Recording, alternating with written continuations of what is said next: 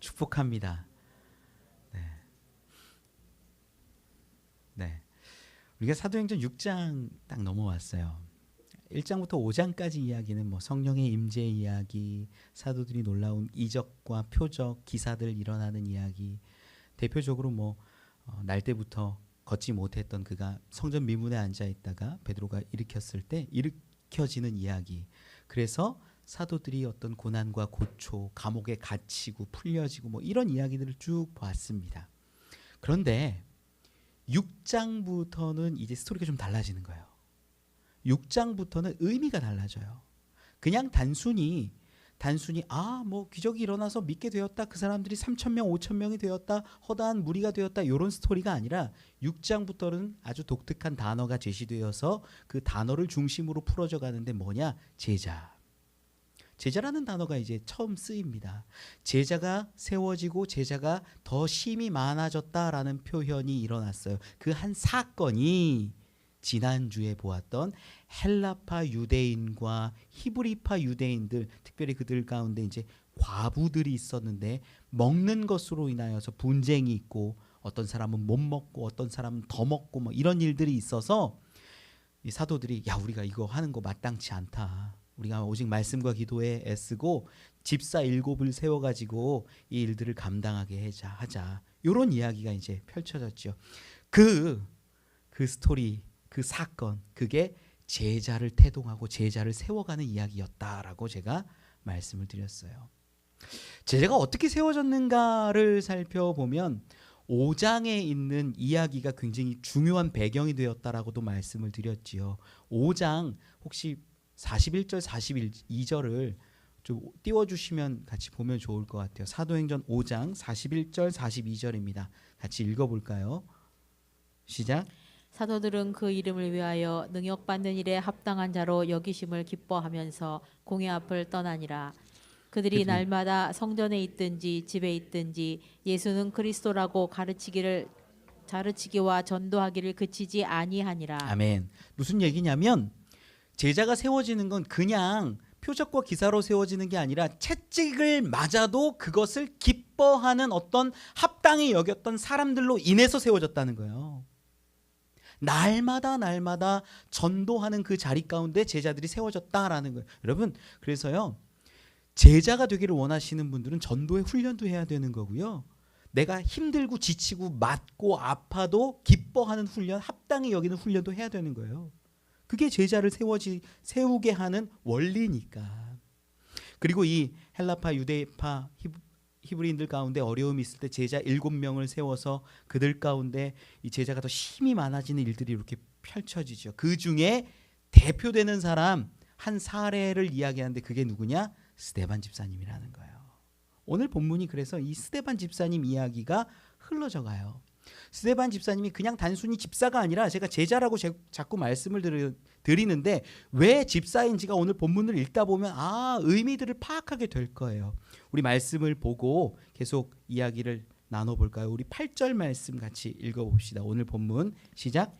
스데반이 은혜와 권능이 충만하여 큰 기사와 표적을 민간에 행하니. 아멘. 스데반이요, 사도들에게 안수를 받고 집사로 세워졌어요. 제자가 되었어요. 근데 이 제자됨을 어떻게 증명할 수 있냐? 제자가 되었더니 어떤 일들이 막 일어나냐면 기사와 표적이 먼저 일어났다라고 그래요. 물론 이거는 중요한 건 아니에요. 이건 중요한 건 아닌데 지금 스데반이요, 예수님의 제자처럼 세워져서 이 다른 12제자, 흔히 말하는 12사도가 걸어가고 있었던 그 길들을 축약하고 압축해서 놀랍게 경험해가는 자리를 우리는 보게 돼요. 제자들 가운데 우리가 사도 이야기, 사도행전 앞부부터 계속 봤지만 어떤 일들이 막 일어납니까? 기적들이 일어나요. 표적이 일어나고 막 걷기 시작하고 아픈 사람들이 낫고 심지어 이 베드로의 그림자라도 할까봐 이제 아픈 사람들 막 병상 갖다 놓고 우리 그런 장면들 다 봤잖아요. 그러니까 표적과 기사들이 일어나는데 오늘 본문도 보니까 8절에 스데반에게 어떤 기적들이 일어나요? 큰 기사와 표적을 민간에 행했다라고 이야기를 해요. 표적이 있습니까? 없습니까? 있었어요. 실제 예수님도요, 예수님 시대에 제자들을 보내셔서 기사와 표적들을 일으키신 적이 있어요. 성경을 보면 누가복음 10장에 기록되는데 70명의 제자를 부르셔가지고 둘씩 짝을 지어서 사람들에게 보냅니다. 그래서 그 제자들에게 복음을 증거하게 하셨더니 어떤 일이 일어나냐? 그들이 돌아오면서 고백하고 선포하는 내용이 10장 17절에 기록돼요. 우리 누가복음 10장 17절 같이 한번 읽어볼까요? 시작. 70인이 기뻐하며 돌아와 이르되 주여 주의 이름이면 귀신들도 우리에게 항복하더이다. 아멘. 귀신들이 우리에게 항복합니다. 이게 기사와 표적이에요. 놀라운 일이죠. 영적인 어떤 귀신들의 매여 있었던 사람들이 자유케 되고 돌아오는 일들 막 이런 것들을 보니까 70명이 기뻐하고 주님 이런 일들이 있었습니다. 할렐루야 뭐 이게 왔을 거 아니에요. 그런데 요 이야기 기뻐하는 이 기사와 표적을 보는데 이 기사와 표적 바로 앞에 10장 16절에 보면 왜 기사와 표적이 일어났는지를 알게 돼요. 16절 말씀을 같이 한번 읽어봅시다. 시작. 너희 말을 듣는 자는 곧 내 말을 듣는 것이요 너희를 저버리는 자는 곧 나를 저버리는 것이요 나를 저버리는 자는 나 보내신 이를 저버리는 것이라 하시니라. 아멘. 자, 70명의 제자를 예수님이 둘씩 짝지어 보낼 때 이렇게 하신 거예요. 가서 너희를 영접하면 나를 영접하는 거고 나를 영접하는 건 내 아버지를 영접하는 거야. 너희를 저버리면 나를 저버리는 거고 나를 저버리면 내 아버지를 저버리는 거야. 이걸 얘기하신 거예요. 이게 뭐냐? 지금 그 둘씩 짝지어 보낼 때는 복음을 전하고 예수 그리스도를 증언하게 하신 거예요. 그랬더니 어떤 일들이 일어났냐? 70명이 돌아오는데 주의 이름이면 귀신들도 항복합니다. 이 기사와 표적이 일어났다라는 거예요. 이해가 가시죠? 그런데 이걸 보고 예수님이 한마디 하세요. 그 10장 20절에 기록되거든요. 그 부분도 같이 한번 읽어봅시다. 시작. 그러나 귀신들이 너희에게 항복하는 것으로 기뻐하지 말고 너희 이름이 하늘에 기록된 것으로 기뻐하라 하시니라. 아멘.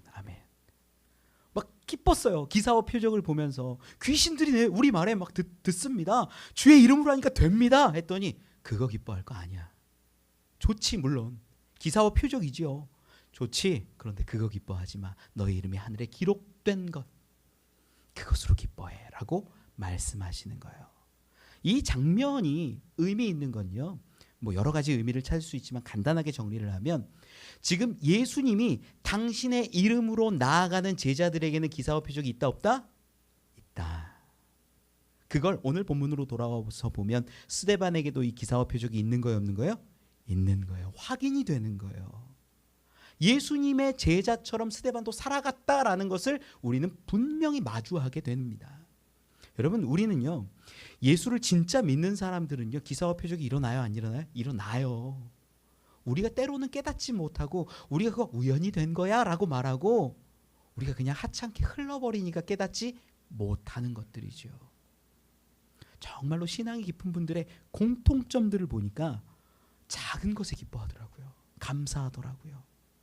하나님이 하셨다라고 그러더라고요. 그런데 밖에 있는 사람들 그거 될 만하니까 된 거야. 그거 뭐 그걸 갖고 그래. 아니요. 하나님을 믿는 사람은 예수의 이름으로 나아갔을 때 하나님이 이루셨다라는 것을 고백하기 때문에 그게 기적이 되고 하나님의 행하심이 되는 거예요. 전 여러분들도 그냥 믿는 자로 멈추는 것이 아니라 예수님의 제자가 되기를 소망합니다. 사도들도 사도행전 들어와서 본 게 기사와 표적이 무수히 일어났어요. 우리가 지난주에 계속 봤잖아요. 3,000명이 돌아오고 5,000명이 돌아오고 허다한 무리가 돌아오고 그때마다 기사와 표적들이 늘 있었어요. 그런데 놀랍게도 제자라는 이름이 불리워질 때는 희생과 헌신과 매맞음과 채찍질 이런 것들이 꼭 있었다라는 거예요. 그리고 그것 가운데 제자가 많아지고 제자가 더 힘이 많아졌다라고 성경은 증언하고 있어요. 뭔가 좀 다르죠? 우리가 생각하고 기본적으로 이해했던 것과는 좀 다르다라는 겁니다. 그래서 이제 스데반의 이야기를 좀 볼게요. 스데반이 원래 이제 그 로마식으로 이름을 말하면 스데반이 스테파노스예요. 스테파노스. 면류관이라는 뜻이에요. 영어 이름으로 말하면 스티븐이고. 그래서 그 스데반이라는 이름 자체가 영광의 면류관 이런 의미를 담아내고 있어요. 그래서 저는 수많은 사람들 그 7 집사들이 어떤 중요한 사건들이 다 있었을 것 같은데 그들 가운데 이 스데반 이야기를 기록한 게 참 의미 있고 우리에게 도움이 되고 도전이 된다라고 생각을 해요. 자, 이제 스데반에게 기사와 표적이 일어났다는 것을 알았고 계속 말씀 보면 9절 말씀 우리 본문 읽어봅시다. 시작. 이른바 자유민들 즉 구레네인 알렉산드라인 길리기아와 아시아에서 온 사람들의 회당에서 어떤 자들이 일어나 스데반과 더불어 논쟁할세. 아멘. 9절 말씀을 보니까 스데반이 논쟁했대요. 논쟁하는데 자유민들하고 논쟁합니다. 자유민들이 어떤 사람들이냐면 예전에 이 헬라 시대에 다 끌려갔던 바벨론 때 보통 끌려갔죠. 바벨론 때 다 끌려갔고 외국에서 뭐 구레네, 알렉산드리아, 길리기아, 아시아 이런 데에서 막 살다가 신앙 가지고 돌아와야겠다 했던 사람들이 예루살렘으로 모여요. 절기가 되면 그런 사람들을 디아스포라 유대인이라고 흩어졌던 유대인들이라고 이야기하는데 이 사람들하고 뭐가 붙었냐면 논쟁이 붙은 거예요. 근데 이 9절 말씀 가운데 참 재미난 것을 하나 발견할 수 있어요. 이 네 도시가 나와요. 구레네, 알렉산드리아, 길리기아, 아시아 이 네 도시 지역이 나오는데 길리기아라는 지역이 좀 낯익으시는 분들이 계실 거예요. 길리기아가 어떤 지역이냐면 우리 이 사도 바울의 지역이에요. 바울의 지역. 바울의 행적을 한번 살펴보면 사도행전 우리 21장을 한번 찾아봅시다. 21장 39절을 한번 보면 좋겠대요. 화면 띄워주셨으니까 같이 읽어보죠. 21장 39절 시작. 바울이 이르되 나는 유대인이라 소읍이 아닌 길리기아 다소시의 시민이니 청컨대 백성에게 말하기를 허락하라 하니. 아멘. 이게 바울이 하는 얘긴데 나는 조그만 도시 사람이 아니라 길리기아 다소 사람이야. 이게 굉장히 그 자부심 가지고 하는 얘기예요. 우리나라에서 제일 자부심 갖고 있는 사람들이 어디예요? 나 서울 특별시민이야 뭐 그런 거 하잖아요. 특별시래요. 인천도 특별시 했으면 좋겠는데. 그러니까 굉장히 자부심을 가지고 나는 길리기아 다소 사람이야 말을 하는 거예요. 그는요 귀족이기도 하고 가말리엘이라는 문화에서 제대로 배운 사람이기도 하고 열심으로는 바리새인이기도 하고 어마어마한 사람이에요. 그럼 그 사람이 자기가 자기를 소개하는데 길리기아 사람이래요. 다소 사람이래요. 자, 방금 읽었던 사도행전 6장 9절 말씀 가운데 자유민들 중에 어떤 사람이 있어요? 길리기아 사람이 있는 거예요. 바울이 여기 있었을 수 있을까요? 있을 가능성이 굉장히 커요. 왜 그러냐? 우리 넘어가서 보면 사도행전 8장 1절에 이렇게 기록을 해요. 8장 1절 같이 한번 읽어봅시다. 시작. 사울은 그가 죽임당함을 마땅히 여기더라. 아멘. 여기까지요. 무슨 얘기냐면 스데반이 죽는 장면이거든요. 이게 죽었는데 그 자리에 누가 있었냐면 사울이 있었어요. 바울이랑 사울이랑 이름이 형식만 다르지 같은 이름이라고 보셔도 돼요. 바울이 있는데 스데반이 죽어 있는 장면을 보고 마땅해라고 이야기했다라는 거예요. 그러면 요 이야기랑 방금 읽었던 9절 말씀의 이야기랑 연결해 보면 지금 스데반이 논쟁하는데 자유민들하고 논쟁하는데 여기 길리기아 사람이 있대요. 그 중에 바울이 있을 가능성이 있어요. 있다라고 제가 단정은 못하지만 있을 가능성이 굉장히 큰 거예요. 그리고 논쟁을 했을 수도 있겠죠. 논쟁하는데 누가 이겼을까요? 우리는 늘 이렇게 신약 성경 많이 읽는 분들은 바울 편이에요. 막 바울은 다 이기고 바울은 막 다 맞고 바울은 옳고 그렇다고 생각하는 아직 예수님 만나기 전이잖아요. 여기선 만났다 하더라도 스데반과 논쟁을 했다면 스데반이 이겼다는 거예요. 본문 말씀 가운데 길리기아 사람이 지금 스데반 죽는 그 자리에 있었잖아요. 바울도. 그러다 보니까 길리기아 사람들이랑도 논쟁을 했는데 바울이 거기 있을 가능성이 굉장히 높은 거예요. 근데 바울하고 그 많이 배우고 똑똑하고 바울을 가리켜서요. 야, 네 어마어마한 지식이 너를 미치게 한다 이렇게 말하는 사람까지도 있어요. 바울이 엄청 학식이 높은 사람이에요. 그런데 그가 자기의 논리와 자기의 이야기로 가지고 스데반하고 꽝 부딪혀갖고 싸웠다면 바울이 이겨져요? 졌다라는 거예요. 왜 그러냐? 오늘 본문 10절 가운데 나와요.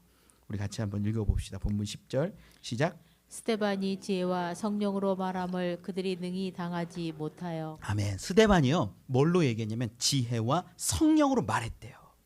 우리가 지난주에 봤던 이 제자가 세워지는 장면을 보는데 막 문제가 일어났죠. 헬라파 유대인들, 히브리파 유대인들 가운데 막 다툼이 있고 막 어떻게 먹냐 마냐 할 때 너희 가운데 성령과 지혜가 충만한 사람, 너희 가운데 칭찬받는 사람 7사람을 택해라. 그래서 안수하고 그 사람들을 제자로 삼는 거거든요. 그런데 그들 가운데 있었던 게 뭐예요? 성령과 지혜예요. 오늘 본문 가운데서도 10절에 논쟁할 때 뭘 가지고 논쟁했다라고 기록하냐면 지혜와 성령으로 말했다라고 하는 거예요.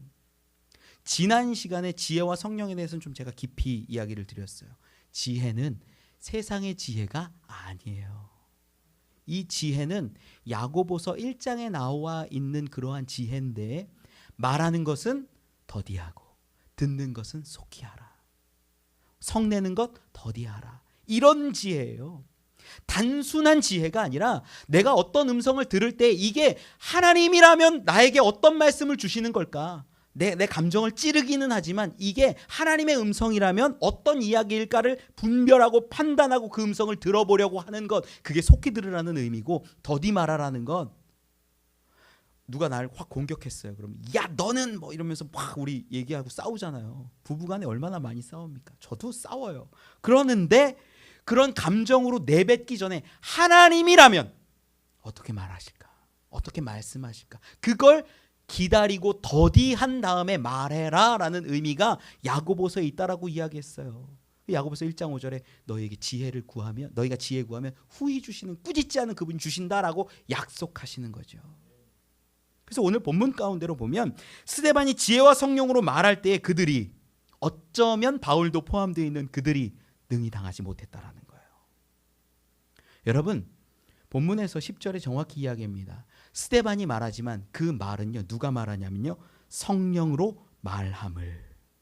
성령이 말했다라는 거예요. 성령의 감동으로 말했다라는 거예요. 성령이 말하게 하시니까 말했다라는 거예요. 그러니까 세상의 지혜와 지식 가지고 있는 사람들이 이길 수 있어요? 없는 거예요. 여러분, 제가 이 장면이 좀 축약돼서 기록되다 보니까 논쟁하는 장면은 없잖아요. 어떻게 논쟁했을까 고민을 많이 했는데, 지금 이 스데반이 제자의 삶을 살아가고 있는 걸 제가 축약적으로 보여준다라고 말씀드렸잖아요. 사도들이 사람들과 논쟁할 때 어떻게 했는지를 보면 조금 비슷할 수 있겠다라고 생각을 했어요. 그게 사도행전 4장 13절로 15절이에요. 우리 같이 한번 읽어봅시다. 사도행전 4장 13절로 15절 말씀 시작. 그들이 베드로와 요한이 담대하게 말함을 보고 그들을 본래 학문 없는 범인으로 알았다가 이상히 여기며 또 전에 예수와 함께 있던 줄도 알고 또 병 나은 사람이 그들과 함께 서 있는 것을 보고 비난할 말이 없는지라 명하여 공회에서 나가라 하고 서로 의논하여 이르되. 아멘. 그럼 사도들이 공회에 붙잡혀온 이야기인데 배경 뭔지 우리 좀 알죠? 날 때부터 안진뱅이였던 자가 일어나게 되니까 막 난리가 쳐가지고 이 사도들이 붙잡혀 온 거예요. 그런데 그때 얘기하는 걸 보니까 13절에서 보니까는 공회 사람들이 깜짝 놀래요. 이 사람들 보니까 어부 출신이고 배운 것도 없고 아무것도 없는데 그들이 하는 말들이 구약에 있는 말들을 막 인용해서 하고 막 담대하게 말하고, 그러니까 말문이 막혀버린 거예요. 담대하게. 누가 역사하셨을까요? 성령이 역사하신 거죠. 성령이 말하게 하신 거죠. 그렇게 얘기하니까 어쩔 수가 없었던 거예요. 그런데다가 방금 읽었던 13절에서 15절 가운데 누가 옆에 서 있어요?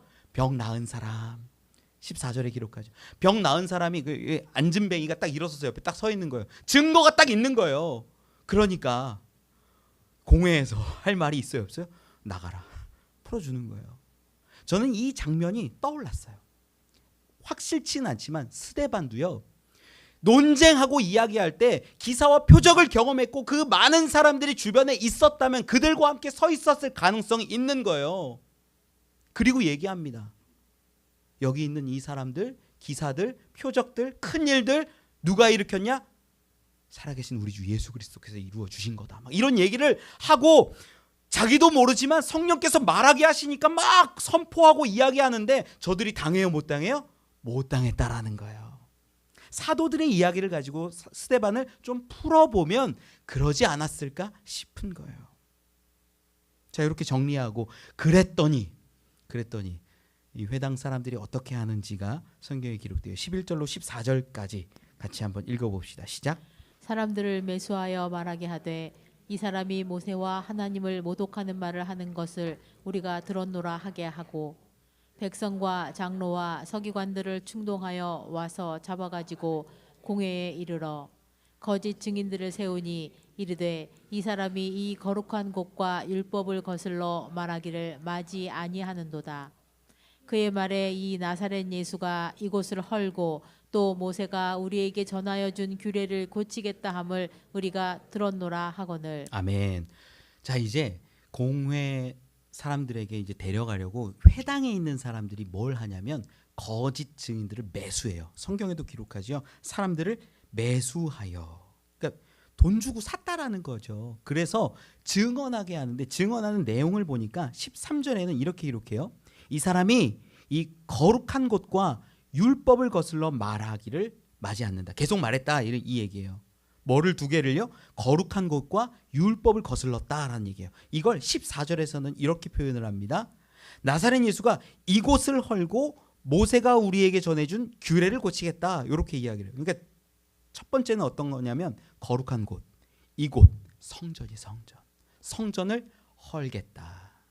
성전을 거슬렀다. 성전을 무너뜨리겠다라고 예수가 말했는데 이 사람도 동조하고 이 사람도 같은 사람이다라고 주장하게 한 거예요. 사람들을 매수해서. 두 번째가 어떤 거냐면 율법을 거슬러 13절에 14절에는 모세가 우리에게 전하여 준 규례를 고치겠다. 이렇게 얘기한 율법. 첫 번째는 성전을 허물겠다. 두 번째는 율법을 고치겠다라고 사람들을 매수해서 증언하게 한 거예요. 우리가 이게 거짓이라는 건 알고 있잖아요. 거짓이라는 건 알아요. 어느 정도. 근데 진짜 거짓이냐 확인을 해볼 필요는 있죠. 요한복음 2장 19절에 보면 이 성전에 대한 이야기를 확인할 수 있어요. 요한복음 2장 19절 말씀 같이 한번 읽어봅시다. 예수님이 정말로 성전을 헐라고 했는지 한번 봅시다. 2장 19절 시작. 예수께서 대답하여 이르시되 너희가 이 성전을 헐라 내가 사흘 동안에 일으키리라. 아멘. 아멘. 자, 예수님이 헐겠다고 한 거예요? 아니면 너희가 헐어라라고 한 거예요? 너희가 헐어라 그런 거예요. 내가 헐겠다라고 말씀하지 않았어요. 워딩만 봤을 때 딱 그냥 그 글자만 봤을 때 주체가 누구냐면 예수님이 아니라 너희가 헐어라 그러면 내가 세우겠다라고 하신 말씀이에요. 이 배경을 보면요. 2장 13절로 16절에 유월절의 분위기가 와서 사람들이 모인 장면이 기록돼요. 우리 13절로 16절도 같이 한번 읽어봅시다. 시작.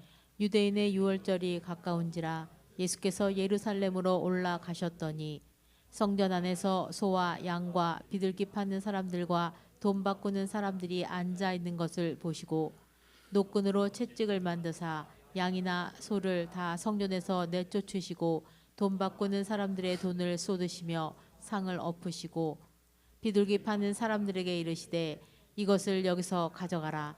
내 아버지의 집으로 장사하는 집을 만들지 말라 하시니. 아멘.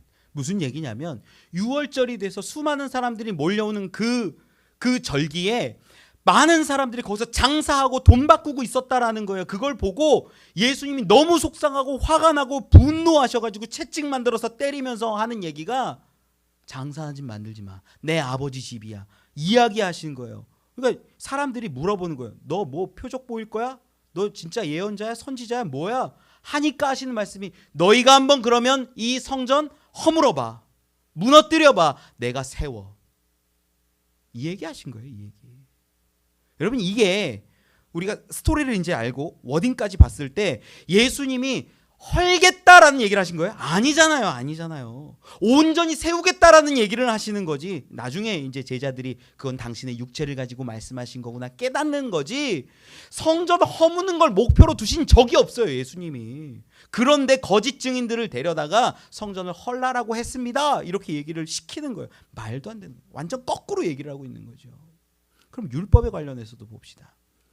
예수님이 율법을 고치거나 폐하라고 하셨을까요? 아니라는 거 너무나 잘 알고 있어요. 우리 마태복음 5장 17절 18절에 보면 이 부분이 정확히 기록이 되거든요. 예수님이 율법을 고치거나 바꾸라고 하신 분이 아니에요. 같이 읽어봅시다. 시작. 내가 율법이나 선지자를 폐하러 온 줄로 생각하지 말라. 폐하러 온 것이 아니요 완전하게 하려 함이라. 진실로 너희에게 이르노니 천지가 없어지기 전에는 율법의 1.1획도 결코 없어지지 아니하고 다 이루리라. 아멘. 예수님은요, 율법을 고치는 것처럼 보이는 행동들을 조금 하셨어요. 사람들이 봤을 때. 왜? 안식일에 제자들이 막 먹는 것도 먹고, 안식일에 아픈 사람들을 고쳐주고 막 이런 일들을 하니까 겉에 있는 그 바리새인들이나 사두개인들이 봤을 때는 뭐 이상해. 안식일에 왜 일을 해? 안식일에 왜 사람을 고쳐? 이렇게 손가락질하면서 문제를 삼은 거예요. 그런데 예수님은요, 한 번도 율법을 고치겠다, 율법을 바꾸겠다 이렇게 말씀하시지 않았어요. 오히려 율법을 완성시키겠다라고 말씀하시고 다 이루어내신 분이 예수님이라는 거예요. 심지어요, 5장 20절에 보면 이렇게 기록을 합니다. 5장 20절도 한번 띄워주실래요? 같이 읽어봅시다. 시작. 내가 너희에게 이르노니 너희 의가 서기관보다 바리새인보다 더 낫지 못하면 결코 천국에 들어가지 못하리라. 아멘. 이거요, 예수님이 직접 하신 말씀이에요. 제자들에게. 서기관들보다 더 의로워야 된대요. 우리 어떻게 살아가냐면, 예수 믿으니까 뭐 다 됐어. 예수 믿었고 나 이제 천국 티켓은 받았고 내 맘대로 살아야 돼. 돈 벌어야 돼. 내 혈기대로 내 뜻대로 막 살아가야 돼라고 하는데, 여러분 죄송한데 예수님은요, 너에게 구원 줬으니 너희 마음대로 이제 살아 이렇게 하지 않으세요. 심지어 그 20절 이하를 보면요, 21절 22절 같이 읽어봅시다. 5장 21절과 22절을 같이 읽어봅시다. 시작.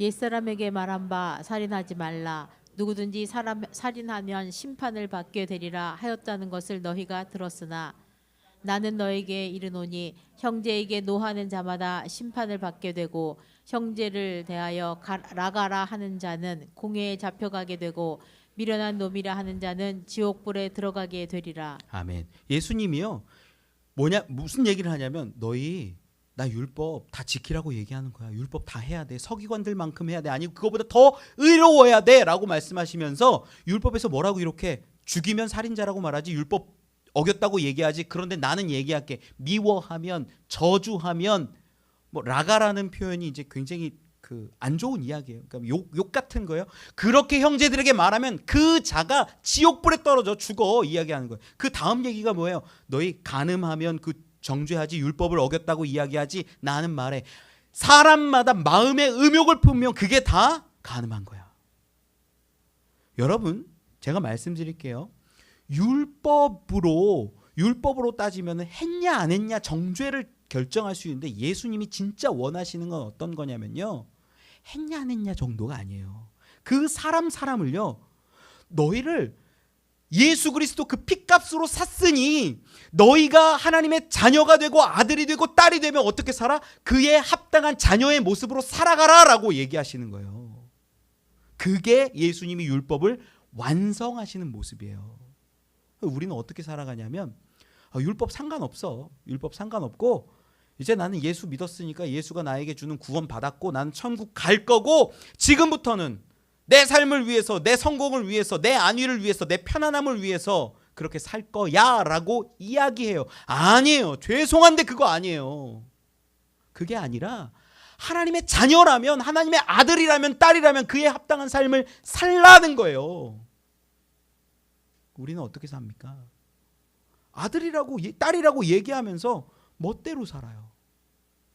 하나님의 기쁨으로 살아가는 게 아니라 그냥 내가 원하는 삶을 살아요. 그러면서 다 될 거라고 생각을 해요. 여러분 아니에요. 예수님이 그거 아니라고 말씀하세요. 저는 여러분들 가운데 본질이 회복되셨으면 좋겠어요.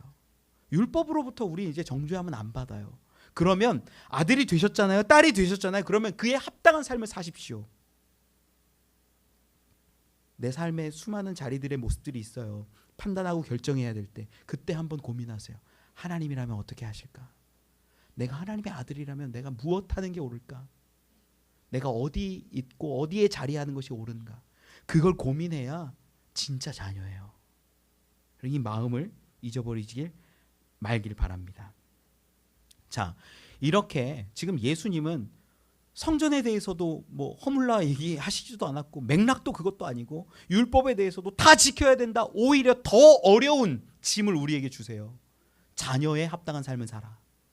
자녀로서 합당한 그 삶을 살아가라고 더 어려운 짐을 지어주셨는데 지금 사람을 매수해서 성전 헐라고 얘기하고 율법 고치겠다라고 얘기하고 하면서 스데반을 죽이려고 하는 거죠. 여기서 이제 정리 좀 할게요.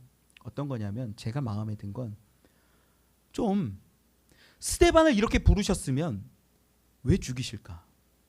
우리 성경 보면 사도행전 8장 1절에 기록하죠. 8장 1절 같이 한 번만 볼까요? 8장 1절입니다. 시작. 사울은 그가 죽임당함을 마땅히 여기더라. 그날에 예루살렘에 있는 교회에 큰 박해가 있어 사도 외에는 다 유대와 사마리아 모든 땅으로 흩어지니라. 아멘. 이 죽음을 기점으로 해서요, 초대교회가 놀랍게 변화되기 시작해요. 이 죽음을 기점으로요, 사도행전이 놀랍게 이야기가, 스토리가, 전개가 달라져요.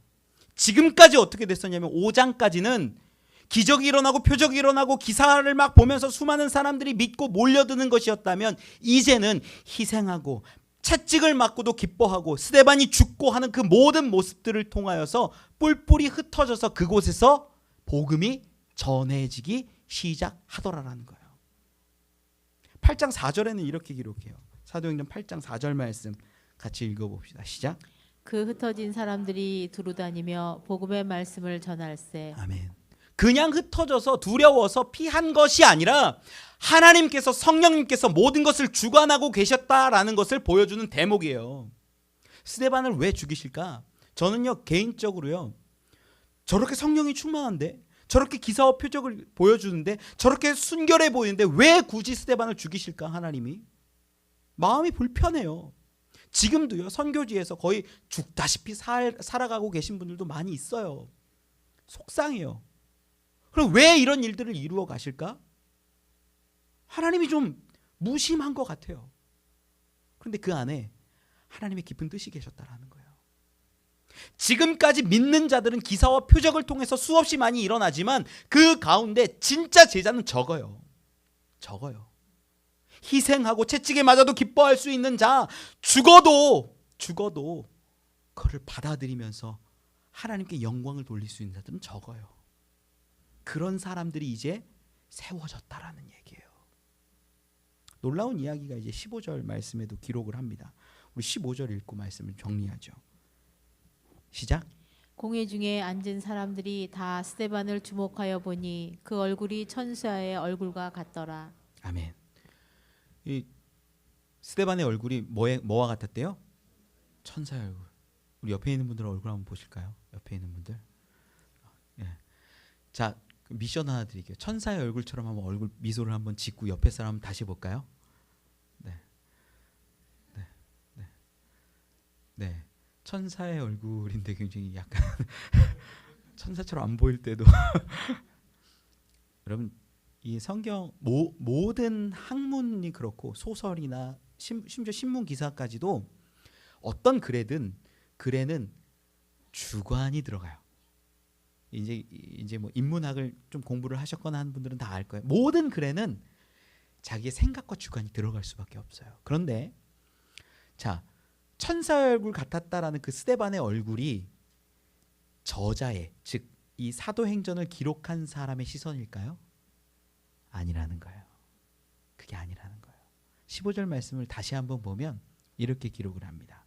공회 중에 앉은 사람들이 다 스데반을 주목하여 보니. 공회 중에 앉은 사람이라고 하면 누구예요? 지금 이 공회 가운데 이 사람을 죽일 수도 있고 살릴 수 있는, 판단할 수 있는 산헤드린 공회, 그 70명을 의미하는 거거든요. 그 사람들이 스데반을 보니, 주목하여 보니 그 얼굴이 천사의 얼굴 같았다라는 거예요. 그러니까 지금 이 얘기는요, 정확히 말하면 이 사도행전을 기록한 사람이 천사의 얼굴 같았어 라고 말한 게 아니라 다른 공회원들의 시선을 대변한 거예요. 대변한 거. 어떤 모습이었을까요? 아마 이렇게 반응했을 것 같아요. 공회원들이 얘기하는 거예요. 상상해요. 야, 지금 증인들이 와서 이 사람을 고소하고 이 사람을 지금 붙잡아서 신성모독으로, 성전에 대해서 성전과 율법이면요, 그들에게는 거의 뭐 하늘 같은 존재예요. 거의 하나님이에요. 하나님. 그런데 그거를 모독하는 얘기를 해. 지금 죽여야겠네라는 생각을 하고 있는데, 사람을 매수해서 저렇게 끌고 왔다면 죽일 수밖에 없는데 저의 얼굴에는요 표정이 평안한 거예요. 아무렇지 않은 거예요. 문제가 없는 거예요. 두려워하지 않는 거예요. 어쩌면 그의 얼굴에 미소가 있는 거예요. 공회원들이 하는 말이에요. 얼굴이 천사의 얼굴 같네. 말도 안 돼. 여러분, 이건요 객관적인 표현이라는 걸 우리는 알아야 되는 거예요. 이 기자가 쓴 이야기가 아니라 공회원들의 표현을 가지고 얘기를 할 수 있다라는 거예요. 여러분, 예수님도요 당신의 얼굴이, 당신의 모습이 변화됐던 적이 있습니다. 마태복음 17장 2절에 변화산 사건 보면 이렇게 기록해요. 17장 2절 말씀 한번 띄워주실까요? 같이 읽어봅시다. 시작. 그들 앞에서 변형되사 그 얼굴이 해같이 빛나며 옷이 빛과 같이 휘어졌더라. 아멘. 예수님이 변화산에서 이 옷도 하얗게 되고 얼굴도 어떻게 됐대요? 해같이 빛났대요.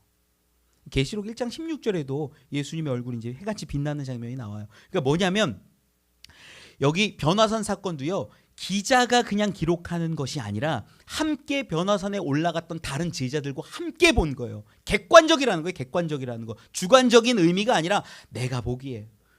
여러분, 옆에 있는 분들 보면 예쁘잖아요. 잘생겼잖아요. 천사 같잖아요. 저도요 제 딸이 이 세상에서 가장 여성스럽고 아름다워 보여요. 5살짜리 애기인데 저를 닮았다니까 웃으세요. 저를 닮아서 가장 여성스럽고 예뻐 보여요. 이게 뭐냐면 세상에서 하는 말이 고슴도치도 제 자식은 예쁘다 그러잖아요. 전 제 자식이니까 제일 예쁘죠. 그런 주관이 들어간 이야기가 아니라 지금 예수님을 봤을 때 그 얼굴이 해 같다라는 게 다른 제자들과 함께 본 거고, 공회에서 봤을 때 스데반의 얼굴을 보니 천사의 얼굴과 같았다라고 함께 고백했다라는 거예요. 이 이야기는 우리에게 놀라운 걸 던져줘요. 어떤 거냐? 우리가 이 세상 살아갈 때 원래의 모습, 천사의 모습, 하나님의 형상을 회복해서 살아가야 한다라는 거예요. 하나님이 우리 인간을 만드실 때 당신의 모습을 닮아 형상을 가지고 창조해내세요.